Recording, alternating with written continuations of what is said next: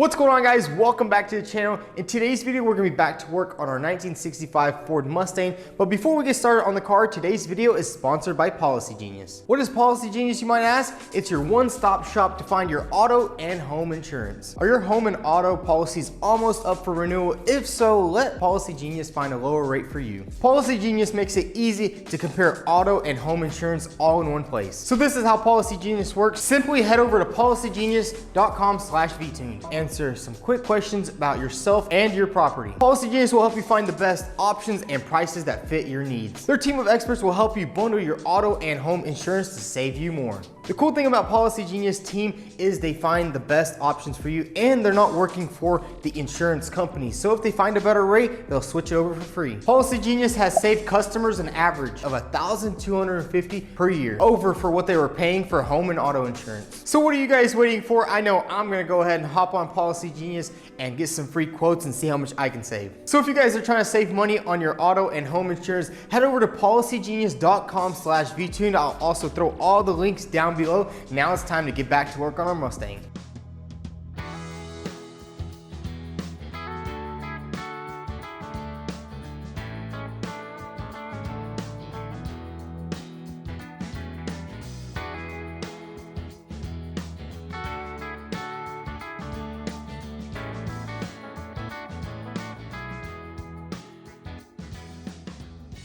What's going on, guys? Welcome back to the channel. Before we get started with today's video, we do have a lot of new hoodies on the website. We got these pretty cool vTuned Chrome hoodies, and everybody that ordered their shirts in the last video, we got everything shipped out, so you should be receiving those soon. And we are also gonna be throwing in some extra shirts, some lanyards for all the orders. So guys, check out vTuned.com, support the channel. Now let's get back to the Mustang. So guys, we're gonna do a little recap of what we did on the Mustang. As you guys see in the previous video, we got these metal apron side pieces basically built up, and they lined up pretty good. And then I did a little bit of thinking, and we do need to reinforce this front end a lot more. So I went ahead and bought these tubes right here, which are gonna reinforce the front of the frame all the way to the back. And we did also get some more stuff from Eastwood. Right here we have our bead roller. A lot of you guys were saying you need a bead roller, so we went ahead and got one from Eastwood. Can't wait to use this thing. It goes on a vise, so it's not the biggest one. Just kind of got this one for now. And then we also got a metal brake, so we can be bending metal without having to cut it and then fold it over on its side. So we got a little more equipment for the car. We also got a hammer and dolly set, which is gonna help us out with metal work. But the most important thing is all of our Cortex racing suspension parts are here. And man, this stuff is freaking awesome. Just check out the control arms. This is the lower control arm. It's all Heim joints. It's these joints right here. And if any of you guys know anything about suspension, these are high quality joints. And then check out, this is what I was talking about. This is actually the shock tower right here. Let me see if I can show you guys. I kind of just went ahead and mounted the upper control arm on it. Man, guys, just look at the freaking quality of it. We got all adjustable there. And then that's what actually goes to the strut. So it's basically not gonna have a shock tower anymore. So let's go ahead and line it up in here. If you guys remember, these are the aprons, and that's kind of why I didn't weld it all together, because I knew we were still waiting on this setup right here. And basically this is gonna have to go up in there just like that. And that's gonna be cut and then welded in like that. So we will have to do a little bit of trimming on these apron pieces just to accommodate for this whole setup right here. And the cool thing about these tubes is we can also build a brace from here to reinforce the shock tower. So it gives us the strongest possible shock tower, because when you're taking turns in a Mustang like this, you want to make sure everything is nice and tight and secure. And then I also got one more thing I want to tell you guys about. And I want to address some of your guys' concerns in the previous video. A lot of you guys were saying, oh, you're adding all this weight to the front of this car. If anybody knows anything about engines, a 289 engine weighs like 570 pounds, which this engine literally weighs like 480. So it weighs 100 pounds less just because we put a newer aluminum engine in here. I mean, it might look bigger, but it's actually a lot lighter than that other car. So even if we do add 50 more pounds of metal, which is gonna brace everything, make the entire front end nice and tight so there's no like bending or flexing through the body, it's gonna work out perfectly. So guys, the first thing I wanna go ahead and do on this car is go ahead and pop this engine out, because we kinda had it just sitting in here. I was kinda just mocking up some stuff, and we do have our new engine mounts right here. These are gonna bolt perfectly onto the engine and then bolt to our subframe. And then we have our steering rack right here. This is actually from a Fox body Mustang, which fits up perfectly, and it is a quick ratio. So that's freaking awesome. And just look at the tire rods. These things are billet aluminum with heim joints, so this thing is gonna handle pretty freaking good. So let's go ahead and pop this engine out, because we also need to go ahead and pull this wiring harness off of here. I'm pretty sure. I was talking to the guys over at Hot Wire Auto, and we're gonna get the full custom harness for it so we can get this thing running. So let's go ahead and pop this engine out, and we're gonna go ahead and start figuring out how we're gonna do all the suspension work. Yes, sir.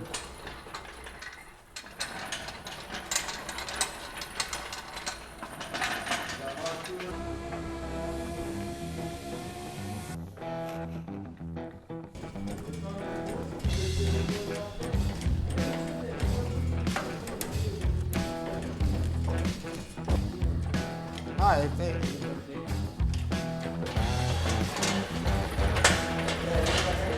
so guys, we went ahead and got the engine out of here, and now what I want to do is actually move on to, I want to get these rear bars secured in the back, because as you can see, it's kind of just getting held on by the fender. So I want to get them secured so we can take these fenders off the car and probably get all this stuff off over here, because we're about to start doing all the metal fab with the shock towers, start getting all the suspension on. So let's go ahead and get this side apron pieces welded to the body of the car.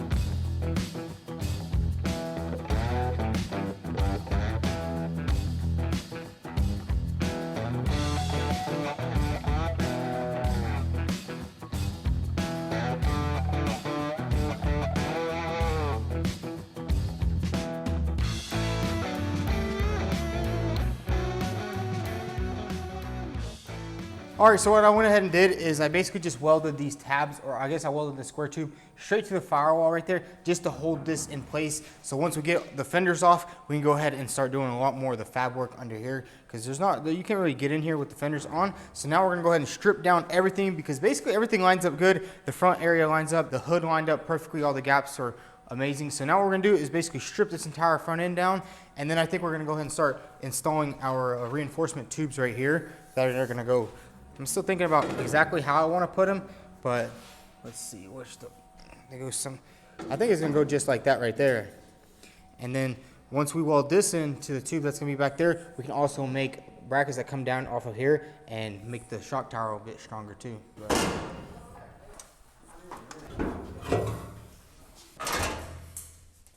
So guys, check it out. We got the entire car back and stripped down. And as you can see, we kind of have like the skeleton of the front apron set up here. We also went ahead and took this cowl off because we are going to be adding the hoop in here, which I have it over here. Let's go ahead and see how it lines up inside here. This is actually going to be the main hoop that's going to go in between here. So we are going to have to drill a hole, strategically place this thing in there. That is gonna be nice. See, it's basically gonna go just like that, and then we have this bar that's gonna come from here, and then it's gonna tie into this hoop, which this hoop is gonna sit probably flush like this. We do need to trim it up a little bit, and that's gonna tie in the entire front frame rails to here. And I think off this hoop, we can probably go another one, and then to the roll cage all the way back, just to make the entire car like super tight and super secure. So what we're gonna go ahead and do right now is basically drill 2 holes.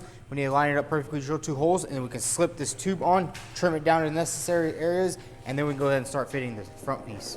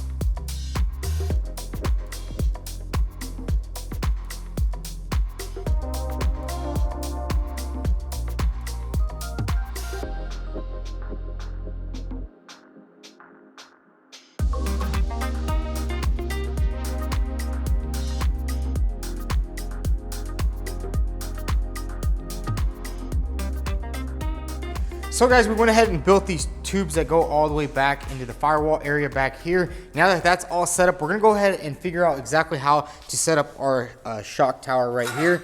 And I spoke with Rick, he gave me the exact measurements. So basically, we're gonna set it somehow like this. I do have the perfect measurement from here to here, so I need to grab the measuring tape. But basically, from this center line right here of the subframe, needs to be perfectly center with this shock bolt right here. So it's pretty simple. We're basically just gonna have to cut this pinch weld right here and then line everything up. So let's grab our measuring tape, measure it out, do some cutting, and get this thing tacked on here.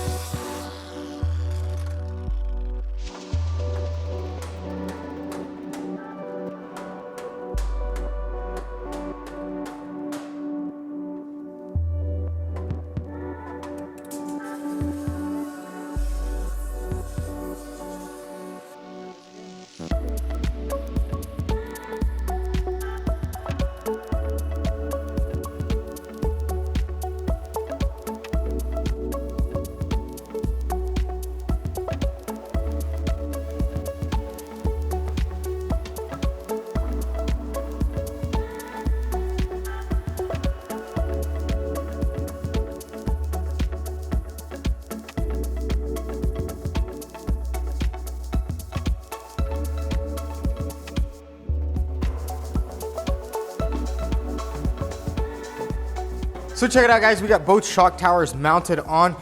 We haven't lined them up 100%. I want to make sure they're both in the same exact position. But the thing is about these control arms is they are very adjustable. If you see, you can literally adjust it that way. You can adjust it this way. So we need to just make sure we have it within a certain spec. But we got both of them on. And the cool thing is that I added these towers or these tubes right here. We can also basically brace this to here and basically give it more structure support. But the way these were actually built, where you weld them into the original fire or the shock tower, but we don't have any of those, so we're gonna have to basically brace it to this tube right here. And I think this was a smart idea to add this tube, and I think we'll just add a piece of metal right here and basically flush all this out. So it'll basically be almost like the original firewall. I mean, I already have all the metal cut out. I'll have to just do a couple more little trimming pieces on that, and we'll get everything lined up. But man, that lined out pretty freaking easy. And then we also went ahead and slapped on the steering rack. I kind of just want to see how it lines up, and it's literally perfect. This right here is literally going to go straight through here. And then I literally have the steering rack right here. So it's one steering shaft. And then I do need to buy some different couplers though, because these actually don't fit on there. But basically that right there is going to fit perfectly with one of these. Let's see if I can line this up. And then that's basically going to go on there like that, and then bam, the steering shaft is pretty simple. And it'll literally just go through here just like that. So I mean, it's turning out pretty good. And I guess we might have to get a couple more couplers. And then I also bought some special heim joints for this actual steering shaft. It's going to slip in there just so we have the best feedback on our steering shaft. We don't want nothing wobbling or anything like that. So now that we have both suspension sides on and in place, we went ahead and clamped them with some vice grips. Now what we need to do is go ahead and do a little bit more grinding right here, and then spray everything with some weld through primer, and then we can fully weld up both sides.